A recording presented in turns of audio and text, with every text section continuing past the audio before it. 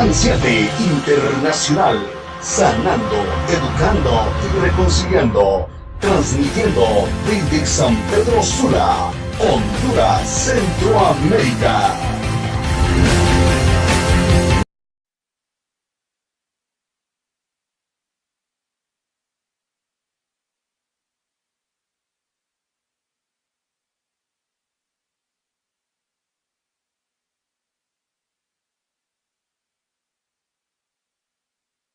Y Lomas del Guijarro, así que pudimos estar acá y tengo 2 hijos que son catrachos, nacieron en Valle de Ángeles, así que cuando juega Honduras ellos se ponen la camiseta de acá de la selección de Honduras, porque ellos nacieron en Valle de Ángeles, así de que nos une una amistad, nos une muchas cosas con Honduras, y para mí es un gusto poder estar en estos dos noches con ustedes.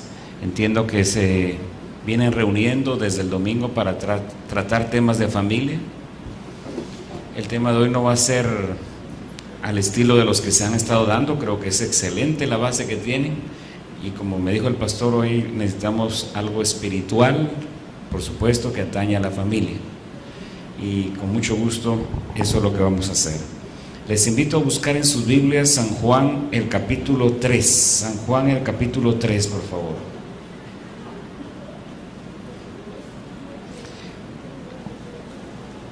Vamos a poner ya la diapositiva, no sé si hay que encender aquí, por favor. Gracias. Muy bien. He titulado el tema de esta noche, Nuestra mayor necesidad. Nuestra mayor necesidad. Y lo vamos a descubrir en San Juan el capítulo 3. Les voy a decir por qué escogí este tema antes de empezar. Siempre me ha preocupado que personas expertas hablando de hogar y familia terminan divorciados. Eso me ha preocupado, no sé si a usted. Yo conozco varios casos que no lo voy a mencionar por respeto y admiración que les tengo todavía a esas personas. Autores de libros famosos, que es como un balde de agua cuando no puede ser, se divorció. No puede ser. Pero si él daba solo seminarios de matrimonio, de cómo tener un matrimonio feliz, y escuchar que se divorció, yo dije, yo digo, algo está pasando. Recuerdo también un pastor que era experto en dar temas hablando contra el rock, y tuvo problemas de eso en la familia. Entonces yo digo, ¿qué puede ser? O sea, tiene que haber algo, y por eso escogí este tema. Ustedes lo van a ir entendiendo. Yo no estoy criticando a los que lo hacen, jamás, sino que yo quiero que vayamos más profundo para que tratemos de ver que hay cosas que van más allá de un seminario de hogar y familia. Mire, yo he ido a retiros de matrimonios y uno regresa contento, pero en 3 días está la misma realidad de siempre, lo mismo de siempre. Yo digo, ¿qué es lo que pasa? Y siempre dije, tiene que haber algo más, y por eso escogí este tema, la mayor necesidad de los padres, de los hijos, de los matrimonios. Eso es lo que vamos a ver, cuál es la mayor necesidad. San Juan 3, 1 en adelante, dice: había un hombre de los fariseos que se llamaba Nicodemo, dignatario de los judíos. Este vino a Jesús de noche y le dijo: Rabí, sabemos que has venido de Dios como maestro, porque nadie puede hacer estas señales que tú haces si no está Dios con él. Le respondió Jesús: de cierto te digo que el que no nace de nuevo no puede ver el reino de Dios. Nicodemo le preguntó: ¿y cómo puede un hombre nacer siendo viejo? ¿Puede acaso entrar por segunda vez en el vientre de su madre y nacer? Respondió Jesús: de cierto te digo que el que no nace de agua y del Espíritu no puede entrar en el reino de Dios. Lo que nace de la carne, carne es, y lo que nace del Espíritu, Espíritu es. Y no te maravilles de que te dije, os es necesario nacer de nuevo. El viento sopla de donde quiere y oye su sonido, pero no sabes de dónde viene ni a dónde va. Así es todo aquel que nace del Espíritu. Y le preguntó Nicodemo: ¿cómo puede hacerse esto? Jesús le respondió: tú que eres el maestro de Israel, ¿no sabes esto? De cierto te digo que de lo que sabemos hablamos, y de lo que hemos visto testificamos, pero no recibí nuestro testimonio. Si os he dicho cosas terrenales y no creéis, ¿cómo creeréis si os digo las celestiales? Nadie subió al cielo sino que el que descendió del cielo, el Hijo del Hombre que está en el cielo. Y como Moisés levantó la serpiente en el desierto, así es necesario que el Hijo del Hombre sea levantado, para que todo aquel que en él cree no se pierda, sino que tenga vida eterna.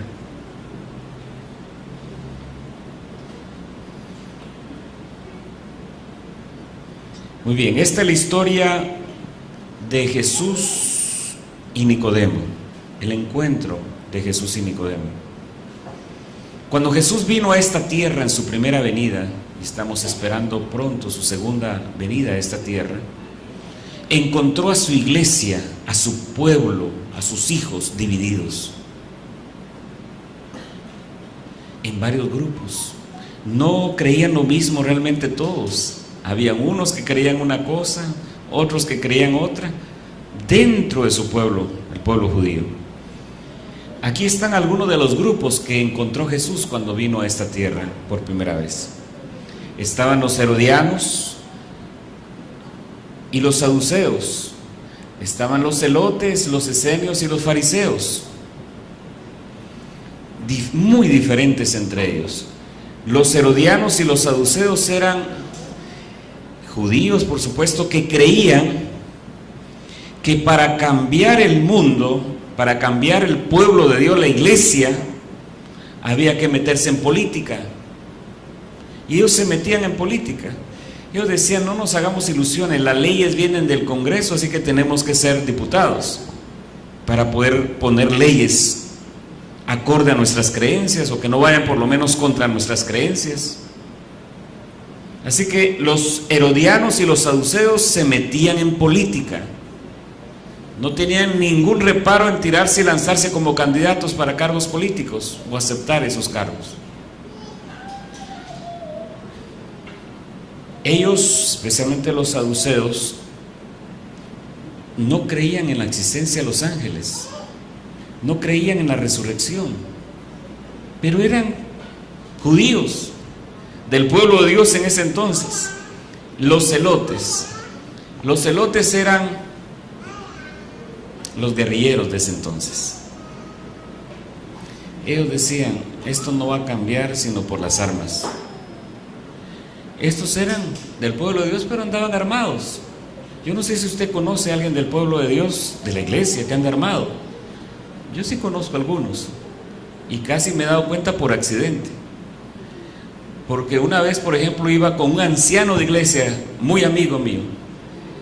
Yo iba sentado al lado de él, él iba manejando, y de repente me dice: pastor, pásame algo que tengo en la guantera, ¿verdad? Está bien. Y yo la abrí y me asusté, porque lo que había era una 45, ¿sabes? Un arma. Y claro, el papel estaba debajo del arma. Y él se dio cuenta, la cara del susto que yo puse, porque era el carro de él. Un pick-up, ¿verdad? Un carro grande, una camioneta. Y entonces yo dije: ¿qué me va a decir? Lo que me dijo fue interesante. Me dijo: pastor, por si las moscas, me dijo. Vaya, por si las moscas. Sí, hay hermanos que duermen debajo del colchón, debajo de la almohada, tienen su arma. Porque, pastor, si me vienen a las pandillas juveniles, las maras, vienen a molestarme en mi casa, yo no me voy a dejar. Yo voy a defender a mi familia, a mi esposa, a mis hijos. Y están armados. Bueno, los que andaban armados en ese tiempo eran los celotes. Andaban armados. Ellos creían que por las armas podían cambiar las cosas, derrotar a los enemigos, defenderse de los enemigos, derrotarlos, etc. Los esenios. Este grupo es bien interesante, ¿saben? Los esenios. Ellos decían: la iglesia, el pueblo de Dios está muy corrompido. Hay que apartarse. hay que irse a la montaña a vivir allá aparte. Se iban a vivir aparte, compraban sus fincas, su tierra allá afuera, dejaban sus trabajos en la ciudad. A veces creemos que las cosas que vemos hoy son nuevas, hermano. Bien dice el sabio Salomón, no hay nada nuevo debajo del sol. Porque esto en Guatemala hay esenios modernos, ¿sabes? No sé si aquí, pero en Guatemala sí, hermanos que han dejado sus trabajos, renunciado a sus empresas y se han ido, compraron tierra en la montaña y allá viven apartados. ¿Saben que ya existían personas con ese tipo de creencia? Los esenios eran. Se iban al desierto, compraban la tierra ahí, hacían sus propios cultivos, tenían su propia cocina, su biblioteca, su comedor, sus cuartitos, sus casas. Era una comunidad que vivía. Pero miren la razón, estaban preparándose para la venida del Mesías. Qué interesante. Eran los esenios. Los fariseos. ¿Quiénes eran los fariseos? Nicodemo era fariseo. Y siendo que era fariseo, Nicodemo, el que visitó a Jesús, digamos algo más sobre ellos. Los fariseos era una secta o partido religioso conservador del judaísmo, por supuesto, que nacieron en el tiempo intertestamentario. ¿Cuál es el tiempo intertestamentario? Desde que se escribió el último libro del Antiguo Testamento hasta que vino Jesús, pasaron 400 años. Ese periodo se conoce como periodo intertestamentario. En ese periodo fue que aparecieron los fariseos. Se llamaban a sí mismos los compañeros o los santos, o sea, los Javerim o los Kedoshim. Se supone que los fariseos se originaron como partido ya separado en la segunda mitad del siglo II antes de Cristo. Esos eran los fariseos. Retuvieron su posición como partido político influyente y como abanderados de la ortodoxia. Esos eran, las cosas se hacen así porque así hay que hacerlas y punto. Herodes el Grande, al subir al poder, fue lo suficientemente prudente como para no perseguirlos, porque sabía que tenían gran influencia sobre el pueblo. Su número en el tiempo de Jesús se calcula que eran 6,000 fariseos los que existían. Yo no sé si a usted le parece poco o mucho 6,000 dentro de una nación. Dentro de una nación no son muchos hablar de 6,000 personas, pero tenían una influencia como que fueran 60,000 o 600,000. A esa época pertenecen también Gilel y Shammai, sus grandes maestros de todos los tiempos. Y las enseñanzas de estos fariseos sobrevivieron en el Talmud y en la Mishnah. Y los fariseos formaban los tres grupos, eran uno de los tres grupos que componían el Sanedrín.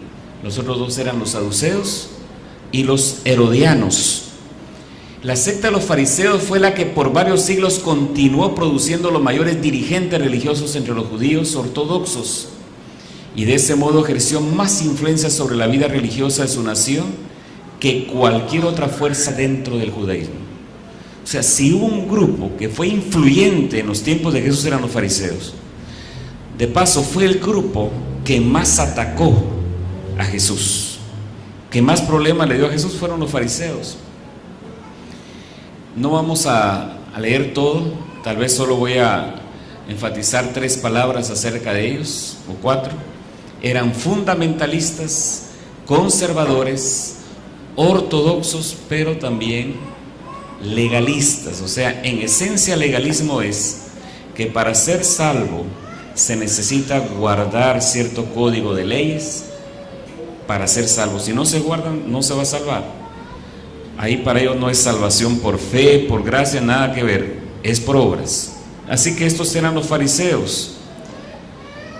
Concebían a Dios como un padre estricto que vigilaba atentamente para ver la mínima infracción de su voluntad y que estaba listo para castigar al que se equivocara. Fue precisamente esta rigurosa piedad exterior en la observancia de la ley, como lo interpretaban y aplicaban sus tradiciones, con el descuido total de la piedad interior, y así permitir que el legalismo fuera el manto para cubrir el pecado. Lo que condujo a Jesús a catalogar a los fariseos como hipócritas. Fariseos, aunque no con ese nombre, siguen existiendo. No es muy difícil reconocerlos. Para ellos, por ejemplo, se va a disciplinar a alguien. Hay un grupo de la iglesia que llora, les duele, pero lo hacen y votan que hay que disciplinarlo, pero lloran. Estos no lloran. Estos dicen, eso hay que hacer y hay que disciplinar a todo el mundo, porque así se purifica la iglesia. Esos son el espíritu fariseo. O sea, se goza en, dice, así hay que purificar la iglesia. No le duele lo que pueda estar sufriendo alguien. En ellos no hay misericordia, hay ley, hay, en el púlpito no es tan difícil reconocerlos. Usan frases como esta, hermanos: si Cristo viniera hoy, tal vez 1 o 2 de ustedes se salven, los demás se pierden. Esos existen todavía, existen. No les llamamos fariseos por respeto, pero el espíritu es ese. Ese fue el grupo que más problema le dio a Jesús. Atacaban a Jesús, instigaron realmente a los gobernantes romanos a crucificar a Jesús. No lo soportaban, no soportaban misericordia, ver amor, ver piedad, no soportaban eso. Nicodemo era fariseo. Estamos hablando un poco más de los fariseos porque Nicodemo era fariseo. La pregunta es, ¿por qué Nicodemo fue a ver a Jesús? ¿Por qué? De conocimiento teológico era un doctor en la ley, es doctor en teología, era profesor de teología, así que no fue para conocer más de teología. Algo había que le llevó a buscar a Jesús. Nicodemo era un maestro, un erudito que visitó a Jesús porque tenía un serio problema. No se sentía salvo a pesar de llevar una vida moral intachable, entre comillas, ante la gente. No se sentía salvo. Nicodemo no estaba convertido. Ese era el problema de él. Por eso fue que Jesús le dijo: si quieres ver el reino de Dios, tienes que nacer de nuevo. Lo que le dijo Jesús es: mira, tu problema es que no estás convertido. Si quieres entrar al cielo, tienes que convertirte. Eso fue lo que le dijo Jesús realmente a Nicodemo. La pregunta es esta, hermanos: ¿habrá entre nosotros en la iglesia hoy hermanos o hermanas que les pueda estar pasando lo mismo? Sí. Y vayamos al problema haciendo algunas preguntas. ¿Qué hay detrás de que me siento perdido a pesar que vengo a la iglesia y sé mucho de la Biblia? ¿Por qué? ¿Por qué me siento perdido si sé mucho de la Biblia y vengo a todos los cultos? ¿Por qué me siento perdido? No logro ganar una sola alma para Cristo durante todo un año. No logro. Y pasan 2, 3 años. Hay hermanos que saben, hermanos, de la Biblia. Son posiblemente hasta maestros de escuela sabática. Voy a hacer un paréntesis acá. Si alguien dice: pastor, usted está hablando del hermano tal, ¿quién le contó todo? Miren, yo aquí no conozco a nadie, ni al pastor conocía. Al pastor ahorita lo vine a conocer, que me recogió en el aeropuerto ahorita. Así que hago este paréntesis porque algunos dicen: alguien le contó al pastor y viene directamente a hablar de él. Yo no conozco aquí a nadie. Debo hacer esa aclaración. Si alguien, digo esto porque ya me pasó en algunas iglesias que a veces me dicen: pastor, solo le faltó decir el nombre. ¿El nombre de quién? De fulano. ¿Por qué? ¿Usted lo describió? ¿Quién le contó la historia de él? Yo no vengo a hablar aquí de una persona directamente, estoy hablando de realidades que tenemos en nuestras iglesias. Pero quiero decirles desde ya: hay solución. Hay solución. ¿Qué hay detrás de maestros de escuela sabática que son maestros? O sea, usted los escucha dar una clase, es un deleite. Joder, ¿qué maestro sabe? Ese sí sabe pedagogía didáctica y domina. Pero pasan 5 o 10 años y un alma no le muestran que él haya ganado. No ha ganado un alma en 10 años. ¿Qué hay detrás de eso? ¿Algún problema está reflejando? Algo. No me gusta hacer mi devocional de 1 hora en la primera hora de cada día. Eso es aburrido, estar levantándome de madrugada y dar 1 hora para tener mi devocional. ¿Qué es eso? Yo no tengo tiempo para eso. En el fondo eso está reflejando un problema. Me aburro en los cultos de la iglesia, qué aburrido. Y en la salida, ¿qué hora va a terminar este pastor tan largo que predica? Qué aburrido, yo mañana no vengo. Yo no sé qué hago aquí, esto está aburrido, mejor voy a dormir. Y se duerme. ¿Qué problema hay en el fondo? Algún problema está reflejando eso. Me gusta vestirme como el mundo acostumbra y no como la palabra de Dios aconseja. Usted dice, yo no entiendo fulana o mengano. Es adventista de años, quizás hasta nació en la iglesia, sabe todo el mensaje, pero la forma que se viste es igualita a los del mundo. ¿Qué pasará? Algo puede estar pasando en el fondo. Me gusta la música del mundo y no la sacra. Si revisáramos las canciones que están grabadas en nuestra tablet, en nuestro celular, en nuestra computadora, ¿qué música tenemos grabada? ¿Qué música escuchamos? No en la iglesia. Aquí en la iglesia la música que vamos a escuchar son los himnos, pues. Estamos hablando allá, a solas, en la casa, cuando estoy solo, cuando voy en el bus y me pongo los audífonos, ¿qué música estoy escuchando? Ahí no hay ningún pastor que me esté llamando la atención, ni mi papá ni mamá. Ahí voy y voy feliz de la vida. ¿Qué música me deleito en escuchar? Esa es la pregunta. De paso, somos no lo que los demás ven, no lo que nos ven hacer cuando venimos a la iglesia, somos lo que hacemos a solas, lo que pensamos cuando estamos solos, eso somos.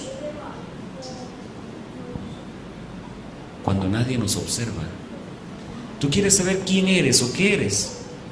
Ponte a ver nada más lo que haces cuando estás solo o sola. Eso eres. No tengo ningún problema en tener novio o novia que no sea adventista. Eso a mí me da igual. Hasta mejores muchachos son los de afuera, pastor. Los de la iglesia son hipócritas. Yo conozco a jóvenes en Guatemala, no sé si aquí hay muchachas que dicen eso, sí. Pastor, mi novio es mejor que los muchachos de la iglesia, yo los conozco a todos, son unos hipócritas. Así dicen algunas para justificar el tener una novia o un novio no adventista. No puedo perdonar a los que me han hecho mucho daño. ¿Qué hay detrás de ser resentido? De ser resentido. Me burlo de otras personas por su nivel académico, por su situación económica, física, social o religiosa. ¿Qué hay detrás de eso? Me cuesta mucho hablar de mi fe en mi trabajo, vecindario o con mis compañeros. Yo no les hablo.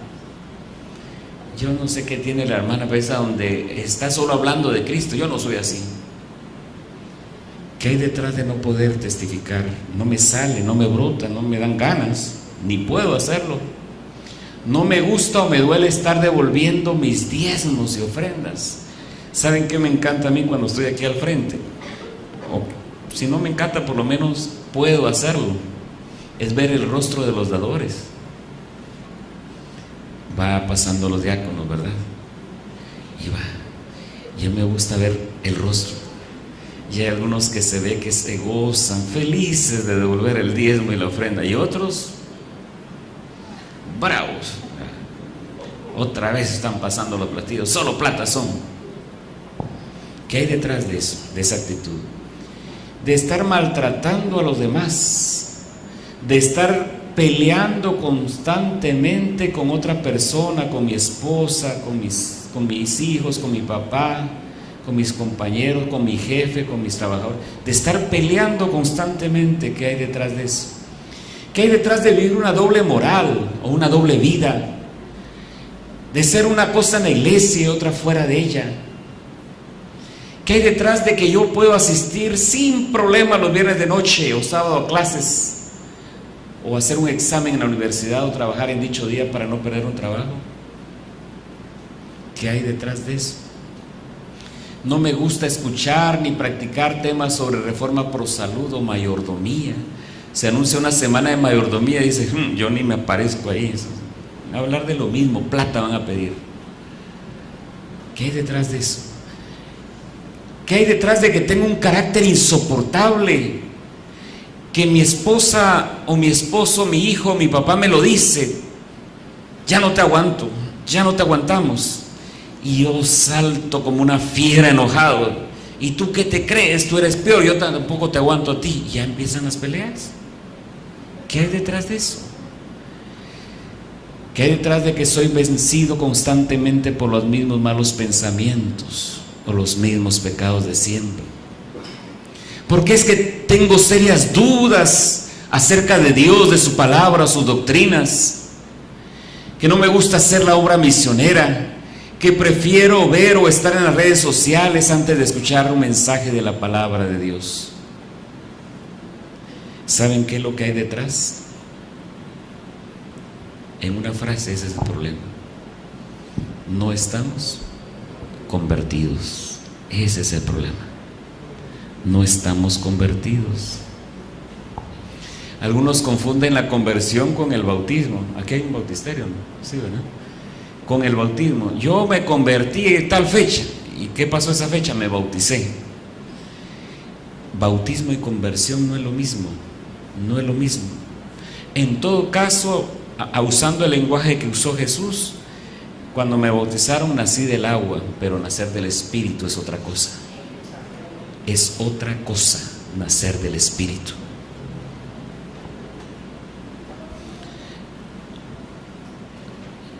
Miren estas citas, hermanos. A fin de ser salvados debemos conocer por experiencia el significado de la verdadera conversión. Es un error pavoroso que hombres y mujeres prosigan día tras día profesando ser cristianos sin tener derecho a ese nombre. A la vista de Dios, la profesión no es nada, la posición no es nada. Él pregunta, ¿está la vida en armonía con mis preceptos? Hay muchos que suponen que están convertidos, pero no pueden soportar la prueba del carácter presentada en la palabra de Dios. El hombre no puede transformarse a sí mismo por el ejercicio de su voluntad. No tiene poder por el cual pueda efectuarse ese cambio. La energía renovadora debe venir de Dios. El cambio puede ser hecho solamente por el Espíritu Santo. El que ha de ser salvado, encumbrado o humilde, rico o pobre, debe someterse a la acción de ese poder. ¿Qué poder? Del Espíritu Santo. Por eso dice Jesús, nacer del Espíritu. Hay muchos que tratan de reformarse corrigiendo este mal hábito o aquel mal hábito y esperan hacerse cristianos en esa forma, pero están comenzando en el lugar equivocado. Nuestra primera obra debemos realizarla dentro del corazón. Algunos creen que ser adventista es dejar esto, mañana dejo esto, pasado dejo lo otro, ya voy siendo cristiano. Miren lo que está diciendo aquí. Hay muchos que tratan de reformarse corrigiendo este mal hábito o aquel mal hábito y esperan hacerse cristianos en esa forma, pero están comenzando en el lugar equivocado. Nuestra primera obra debemos realizarla dentro. Debe realizarse dentro del corazón. Si hay algo imposible, hermanos, es entrar en el reino de los cielos, es tener vida espiritual, es ser feliz, es tener un corazón capaz de amar, si no nacemos de nuevo antes. Todas esas cosas son imposibles si no hemos nacido de nuevo.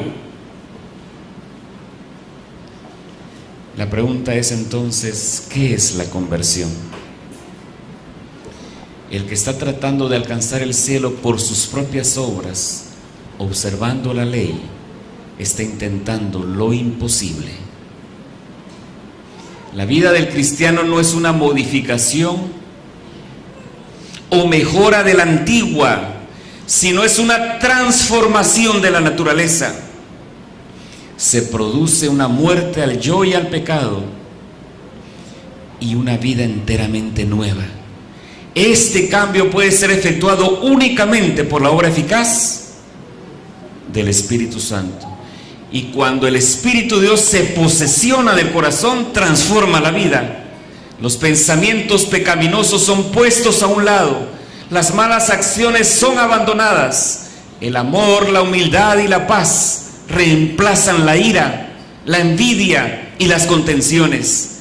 La alegría reemplaza la tristeza y el rostro refleja la luz del cielo. Nadie ve la mano que alza la carga, ni contempla la luz que desciende de los atrios celestiales. La bendición viene cuando por la fe el alma se entrega a Dios. Entonces ese poder que ningún ojo humano puede ver, crea un nuevo ser a la imagen de Dios. Ustedes saben, hermanos, que las ilustraciones a veces nos hacen entender mejor los conceptos teóricos. La mejor ilustración que yo he escuchado para entender la conversión, quizá ustedes la han escuchado también, es la siguiente. Es una anécdota. Había en la montaña un lobo que estaba cansado de la vida que llevaba. Así que empezó a averiguar y a ver, a observar a los demás animales para ver qué animales o qué especie llevaba la mejor vida. Y se dio cuenta que la mejor vida la llevaban las ovejas. Se dio cuenta que las ovejas vivían en paz, eran muy felices, muy saludables, vivían bien. Entonces el lobo dijo: yo quiero ser parte del rebaño de las ovejas, quiero ser una oveja. Así que empezó a averiguar qué tenía que hacer para ser una oveja. Y alguien le dijo: habla con el pastor oveja o con el anciano oveja, él te va a decir lo que tienes que hacer. Y él empezó a buscar y habló con el anciano oveja y le dijo: ¿usted me puede decir qué debo hacer para formar parte de ustedes, del rebaño de las ovejas? Él le dijo: bueno, tienes que estudiar la doctrina de las ovejas. Y él le dijo: ¿y quién me da esa doctrina? ¿Quién me la enseña? Yo te la puedo enseñar. ¿Está bien? Dígame dónde, cuándo, yo estoy dispuesto. ¿Está bien? Así que el anciano oveja le dio las 20 lecciones de la doctrina de las ovejas. Cuando le estaba dando la última lección, le dijo: ¿tú has entendido qué tienes que hacer para formar parte de nuestro rebaño? Bueno, sí, ya no quiero ser lobo, yo quiero ser oveja. Bueno, ¿y qué entendiste pues si ya estamos estudiando la lección número 20? ¿Qué tienes que hacer para formar parte de nuestro rebaño? Bautizarme pues. Está bien, veo que entendiste bien. ¿Y estás dispuesto? Le dijo al lobo. Sí. Muy bien, yo le voy a avisar al pastor oveja, porque vamos a tener bautismos en el río tal, y yo creo que ahí te vas a poder bautizar. Está bien. Y ese día, este lobo estaba allí, en el río, listo para ser bautizado. El pastor oveja, antes de pasar a bautizarlo, a este lobo, le hizo 13 preguntas y le dijo: levanta la mano después de cada declaración para ver si estás de acuerdo. Y el lobo levantó la mano 13 veces y aceptó. Así que entró al agua, y cuando salió le pusieron encima un trajecito de oveja. Con ese trajecito de oveja ya no le daba miedo a las demás ovejas recibirlo. Lo aceptaron. Solo que cuando llegó la hora de comer, este lobo, vestido de oveja, la verdad que dijo, esas hierbas, a mí no me gustan las hierbas, y veo que están comiendo monte,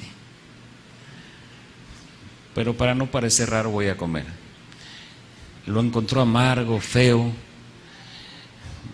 pero comió. A la hora de dormir, notó que las ovejas se fueron a acostar bien temprano. Este lobo, vestido de oveja, para no parecer raro, se fue a acostar también. Solo que las ovejas muy pronto estaban todas dormidas, pero este lobo vestido de oveja estaba contando estrellas porque no tenía nada de sueño. Así que cuando eran las 12 de la noche, 1 de la mañana, ya empezaba a dormirse este lobo vestido de oveja, cuando un ruido le despertó. Dijo, no puede ser que a medianoche comen las ovejas. Empezó a escuchar como que estaban comiendo, pero para sorpresa de él, escuchaba el ruido, pero no veía que estuvieran. Y es que las ovejas rumian, tienen más de un estómago, pero este lobo solo tenía un estómago, porque era lobo por dentro. Así de que para no parecer raro empezó a mover también los dientes o los colmillos, la boca, para parecerse a los demás.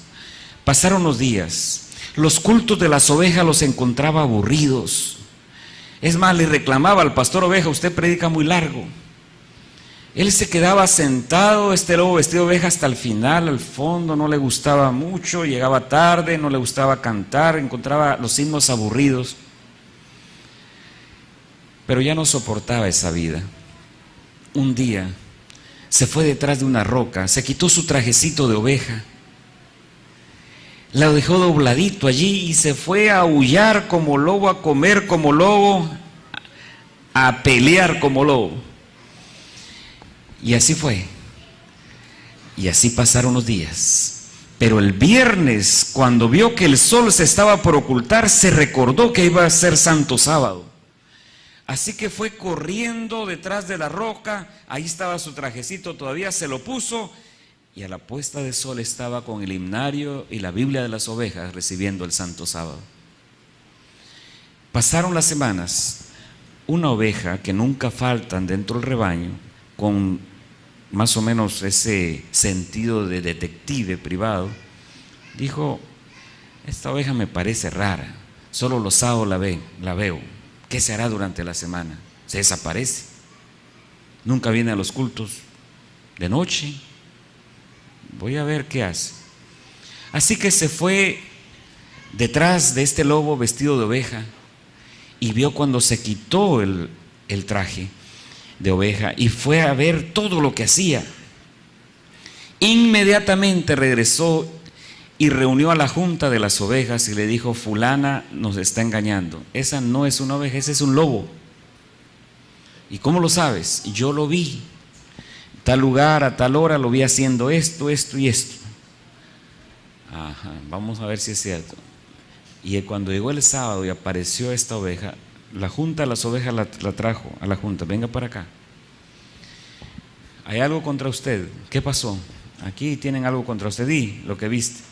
Sí, yo te vi en tal lugar, a tal hora, entrando, saliendo, haciendo esto y esto.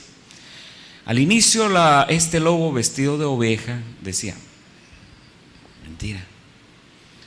Pero cuando la evidencia era demasiado contundente, ya no lo pudo negar, agachó la cabeza y dijo todo lo que dijo, ella es cierto. Por supuesto la pusieron en disciplina. Y este lobo vestido de oveja, antes de salir llorando de la junta de las ovejas, les dijo, solo quiero que sepan algo, me esforcé, luché, porque me gustara su comida, sus cantos, sus cultos, su estilo de vida, pero no pude, pero me esforcé, pero no lo logré, porque yo sigo siendo por dentro un lobo. Y se fue llorando. Pero cuando iba ya lo alcanzó una oveja anciana ya y le dijo, espérame, ¿qué quieres? ¿Me vas a seguir regañando? No, quiero decirte algo. Yo sé lo que estás pasando porque yo pasé por ahí. ¿Tú pasaste? ¿Tú fuiste un lobo como yo? Sí, no te creo. Tú eres una perfecta oveja. Yo era como tú. A mí me gustaba hacer todo lo de los lobos también. Pero un día, desesperada yo, me fui a la montaña. Era una noche estrellada, vi al cielo y levantando mis ojos le dije: Dios, si tú existes, haz un milagro. Haz un milagro en mi vida, porque yo ya no puedo llevar una doble vida. Transfórmame en una oveja. Ya no quiero ser un lobo vestido de oveja. Y sabes, lloré amargamente, pero Dios hizo el milagro en mí esa noche. Y hoy soy una oveja, con estómago de oveja, dientes de oveja, cerebro de oveja. Deberías hacer lo mismo tú. Ora a Dios y pídele un milagro. Este lobo vestido de oveja se fue a la montaña. Siguió el consejo de esa oveja que le había dicho eso. Elevó su mirada al cielo y le dijo: Dios, yo voy a hacer lo mismo que me aconsejaron. Si tú existes, haz también en mí un milagro. Transfórmame en oveja. Ya estoy cansado de ser un lobo vestido de oveja. Llevo una doble vida. No soporto más eso. Hazme una oveja. Quiero tener estómago de oveja, colmillos o dientes de oveja, cerebro de oveja, estómago de oveja, todo de oveja. Y Dios escuchó la oración de este lobo que hasta ese día se había vestido de oveja e hizo un milagro. Lo transformó en oveja. Ese sábado el diácono oveja ni siquiera había abierto la iglesia y esta oveja estaba ahí temprano. Los demás lo vieron y dijo: esta está loca, nunca viene a esta hora. Se sentó hasta adelante. Los himnos de las ovejas los entonaba con un fervor. Todos dijeron: saber qué le pasó. Cuando terminó de predicar el pastor oveja, en la salida le dijo a esta oveja: ¿por qué predicó tan corto, pastor? Yo quería que siguiera. La comida la encontraba riquísima, las hierbas, el pasto lo encontraba rico. Se dormía plácidamente temprano, porque ya no era un lobo vestido de oveja, era una oveja. Hermanos, ¿será que podemos ser nosotros lobos vestidos de oveja? Claro que sí. Si estamos llevando una doble vida, somos lobos vestidos de oveja. Sabes, nuestra esposa nos conoce bastante. Nuestro esposo, en el caso de las hermanas acá, les conocen. Su esposo les conoce. Sus hijos le conocen bastante. Sus padres, tus padres te conocen. Pero ellos solo conocen una parte de ti. El que te conoce bien es Dios. Dios te conoce. Y sabes, a Él no lo podemos engañar. A los demás los podemos engañar. Yo quiero terminar mi tema contándoles una historia real. Pastoreaba una iglesia grande, más grande que esta. Tenía una oficina pastoral. La iglesia hasta había condescendido en pagar una secretaria. Y alguien tocó, y yo le dije a la secretaria: ¿puede ir a ver? Me dijo, vino la secretaria y me dijo: pastor, le buscan.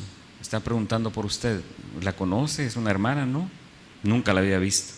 Está bien, dígale que pase. Me preparé con mi Biblia, puse que era alguien que traía preguntas acerca de nuestra doctrina, qué sé yo. Se sentó la señora y me dijo: ¿usted es el pastor de esta iglesia? Sí, para servirles. Me dijo: solo vengo a hacerle una pregunta a usted. ¿Está bien? Y preparé mi Biblia, la agarré bien, vamos a ver qué pregunta es. Y me dijo: solo le voy a preguntar, ¿usted conoce a fulano de tal? Me dio un nombre. Una iglesia grande, más de 400 miembros. A veces yo no soy bueno reteniendo nombres. Y le dije: ¿sabe? No estoy seguro, pero ¿me puede dar una característica de él? Sí. Con las dos características que mencionó, di rápido quién era. Le dije: sí, claro que sí. Es miembro de esta iglesia. Entonces me dijo: entonces necesito hacerle una segunda pregunta. Dígame, ¿es casado o soltero? Es casado, él viene con su esposa y su hijito. Ahí cambió el rostro de ella, de esta señora, cambió. Y habló fuerte, me dijo, me engañó. Así habló fuerte. Yo pensé que me estaba diciendo a mí, me engañó. Yo le dije, yo le engañé. No, ese hombre. ¿Por qué? Él me dijo que no tenía mujer. ¿Y qué? Yo convivo con él. Espéreme, lo que usted está diciendo es demasiado serio. ¿Usted lo puede sostener frente a él? Claro, me dice, con mucho gusto. Y es más, es lo que quiero, porque él me está engañando. Mire, es miembro de su iglesia y está viviendo conmigo. Y usted dice que tiene su mujer.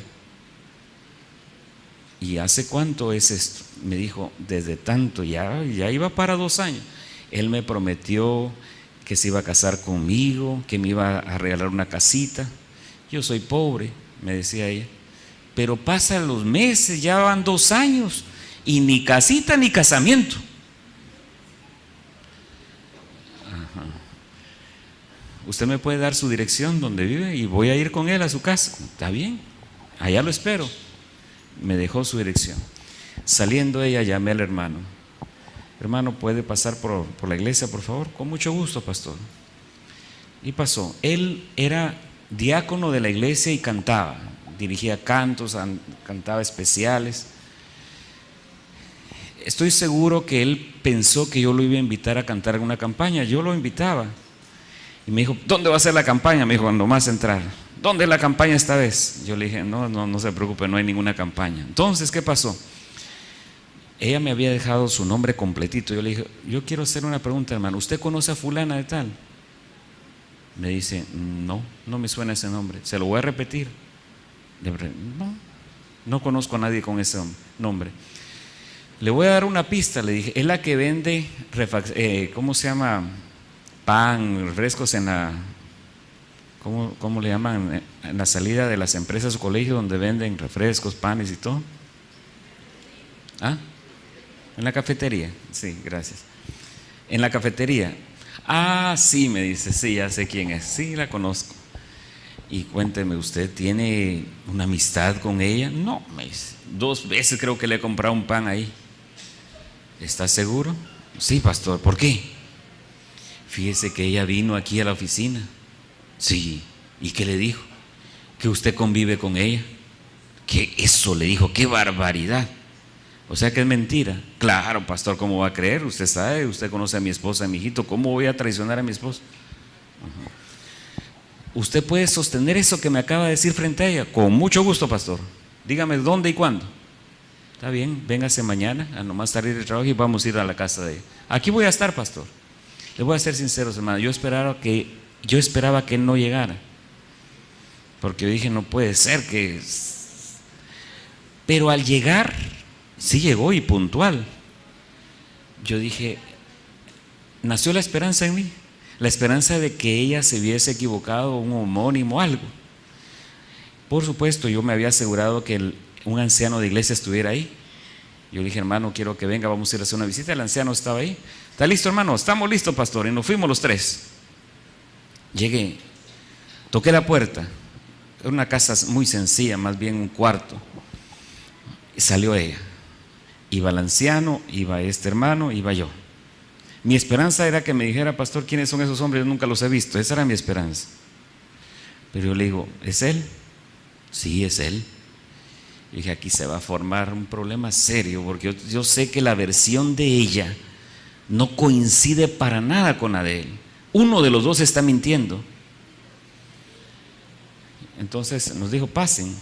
Acá estaba bien arregladito el cuarto, nos sentamos. Entonces le dije, señora, usted llegó a mi oficina y me dijo muchas cosas sobre este hombre. Sí, bueno, dígaselo frente a él. Claro que sí. Se puso en pie y dijo, usted se llama tal y tal, convivimos tal. Y empezó. Yo observaba el rostro del hermano. Él decía, qué barbaridad. Uf. Así decía, así como negando todo. Y ella terminó. Hermanos, cuando alguien está diciendo la verdad es muy exacto en los datos que da. Cuando alguien está mintiendo dice cosas pero ella era muy exacta. Entonces le dije, hermano, es su turno. defiéndase. A esa altura el anciano estaba asustadísimo, porque el anciano no sabía a qué iba, de verdad.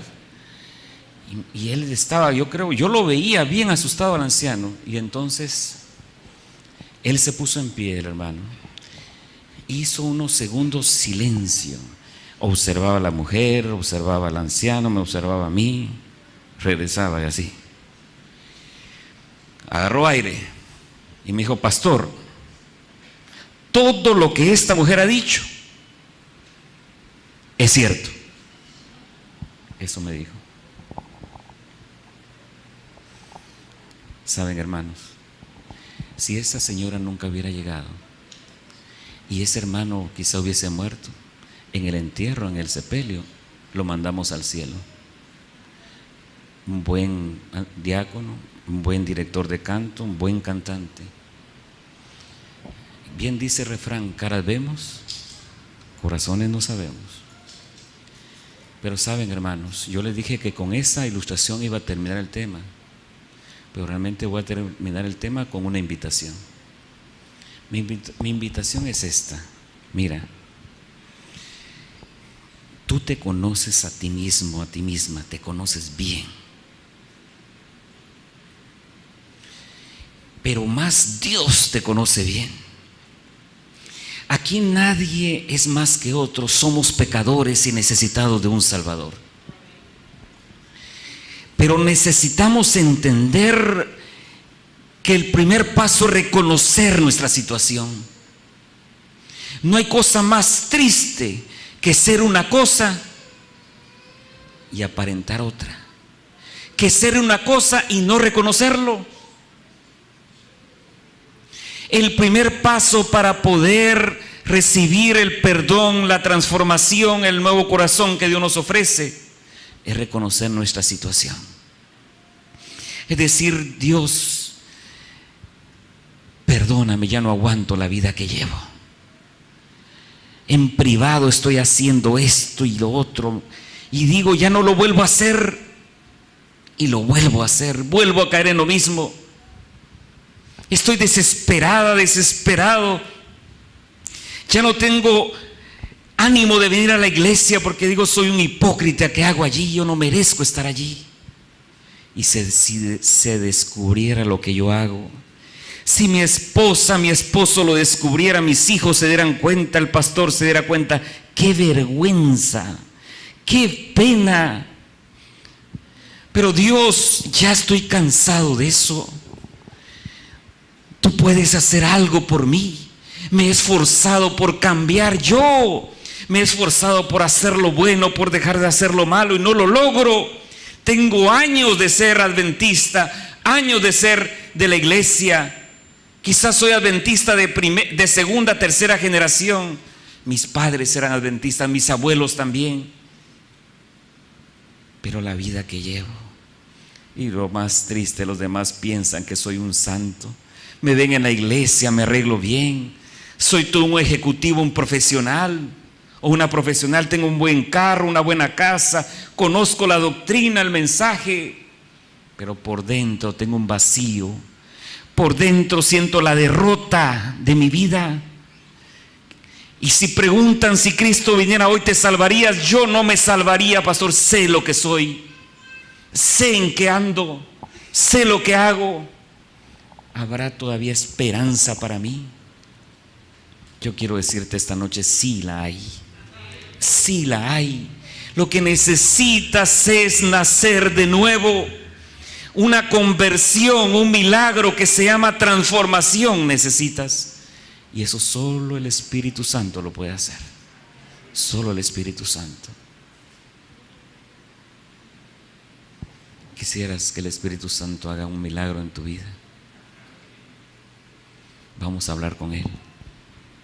Vamos a hablar con Él, a solas con Él.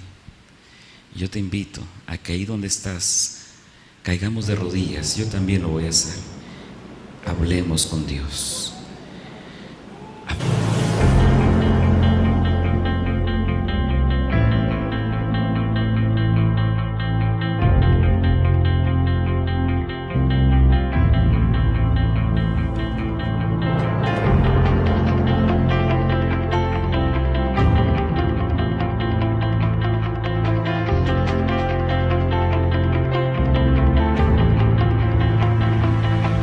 Plan 7 Internacional, sanando, educando y reconciliando, transmitiendo desde San Pedro Sula, Honduras, Centroamérica.